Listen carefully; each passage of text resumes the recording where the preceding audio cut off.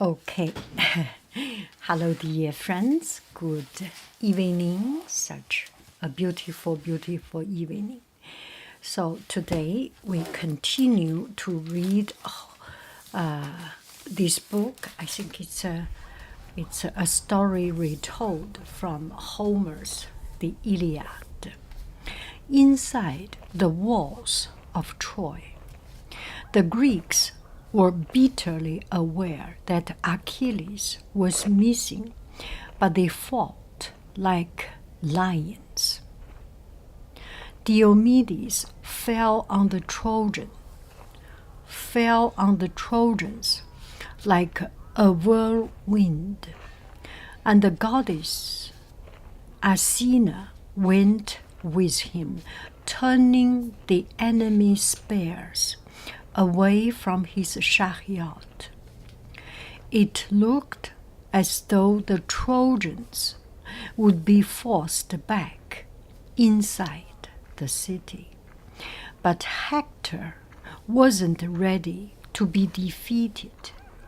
He leaped down from his chariot and ran along the Trojan lines, shouting encouragement. "Be brave, my friends, you guys be brave. Hold on to your positions. I will go into the city and offer a sacrifice to the gods. We will not be beaten." The Trojans were inspired by his speech. Hector is a great leader, right? The old Hector. They began to fight even more ferociously, leaving his cousin Aeneas,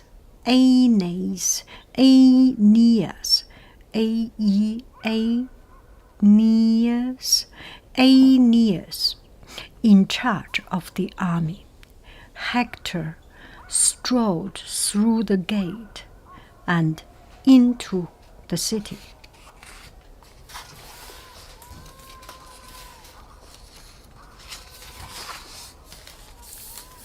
As he entered his father's palace, he met his mother, Queen Hecuba.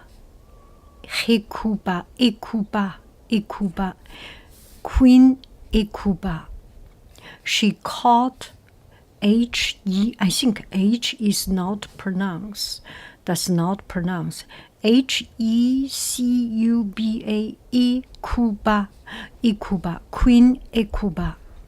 She caught hold of his hand, amazed to see him there in the middle of a battle. "Mama, Hector." "What's happening?" she cried. "Have the Greeks reached our city walls? You must be exhausted. Let me fetch you a cup of wine." "There is no time for drinking," Hector said. "We must win Athena over to our side. Take your most beautiful, precious robe to her temple and offer it on the altar. Promise her a splendid sacrifice if she will only save our city quickly." Hecuba hurried off to do as he asked, and Hector went to look for his brother Paris. Oh, he is the brother of Paris. He caused all this bloodshed. He thought angrily, "How dare he skulk inside the city like a coward?" Hector was angry with Paris. Paris just because you fell in love with a woman and took her, and our whole city have to suffer. He burst into the splendid palace that Paris had built for himself, and marched through one room after another, ignoring the servants. Finally, he found Paris in the bedroom, polishing his beautiful armor. Helen sat beside him, doing embroidery. Are we in war or not? Why are you hiding here? Hector shouted furiously. All the other Trojan warriors are risking death to keep the Greeks out of Troy. You should be ashamed.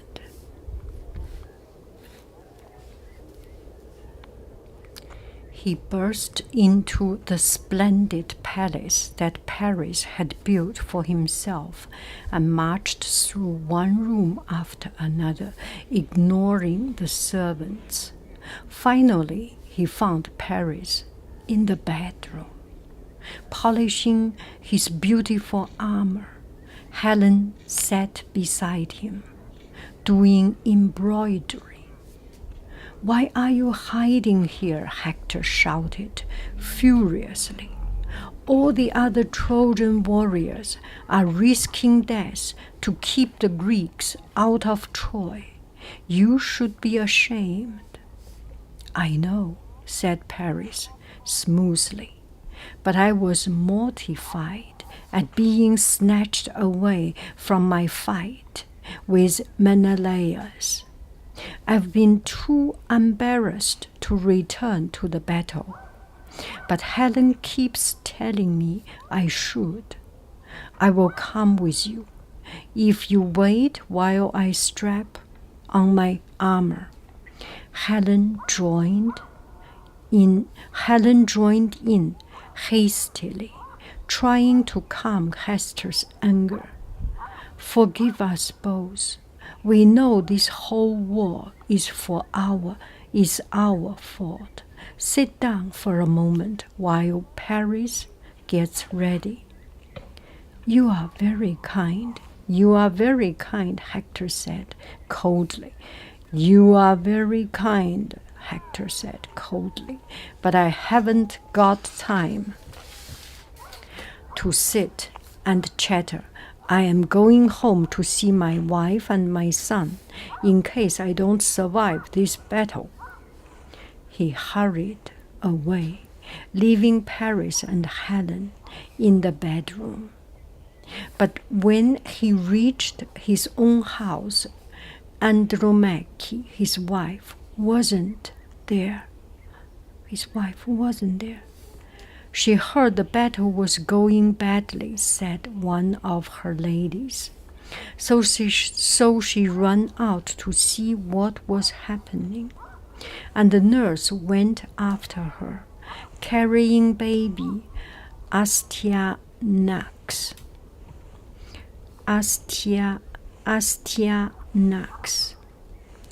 The baby's name is Astyanax.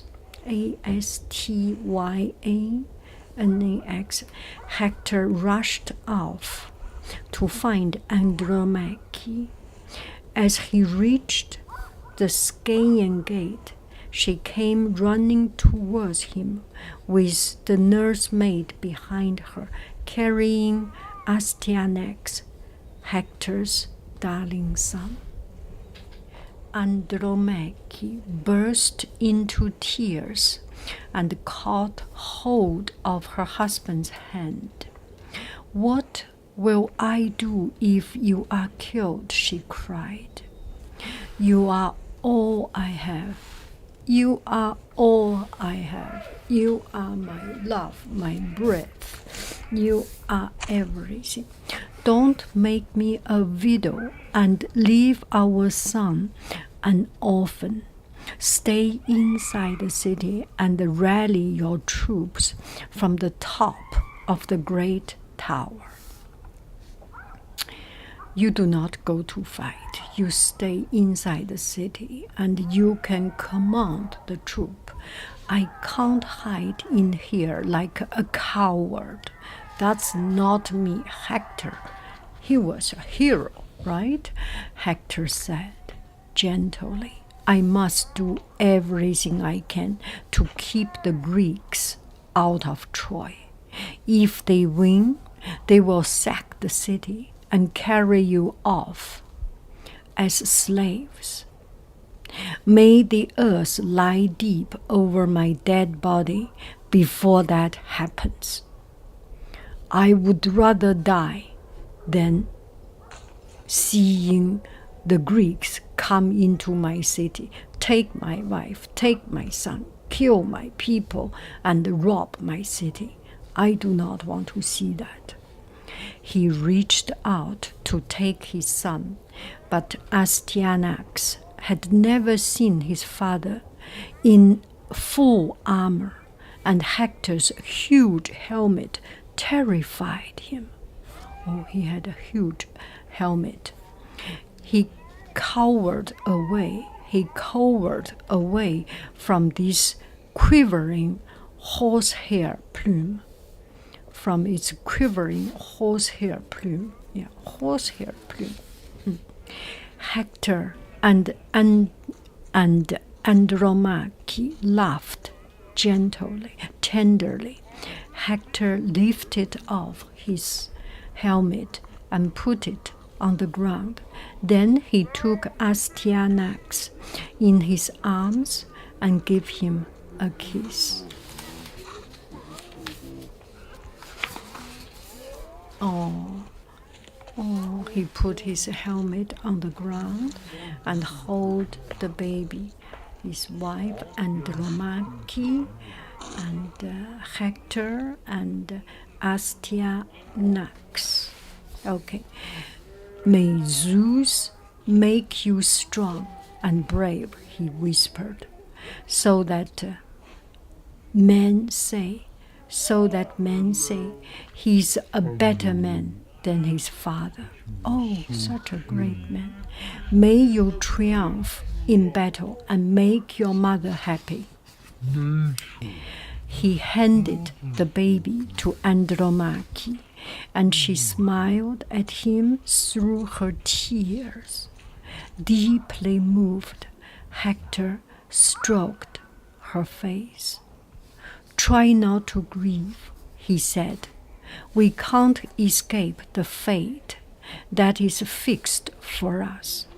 Oh, that is so smart. We can't escape the fate that is fixed for us.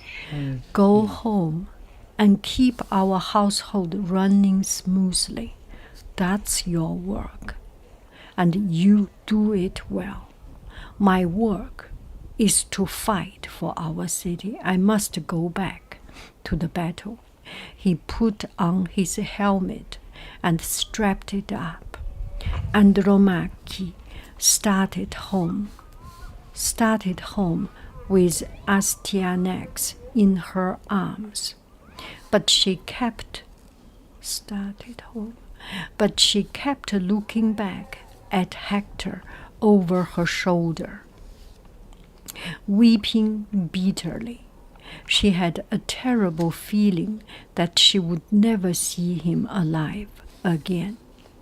As Hector turned towards the gate, Paris, full of life and vigor, came hurrying down to join him. His armor gleamed in the sun, and he was laughing. I'm sorry I kept you waiting, he said. I know you are eager to get back to the fight. I was only trying to protect my reputation, Hector said gravely. You were the one who plunged us all into this war, and I don't want to hear other Trojans calling you a coward. If I'm doing you injustice, I will make amends when the war is over, if Zeus lets us win." Without waiting for a reply, he turned away and walked out through the gate, back into the battle. Hector was a hero. That was such a great person. He may be against Achilles, against the Greeks, but Hector is the hero of the Trojan.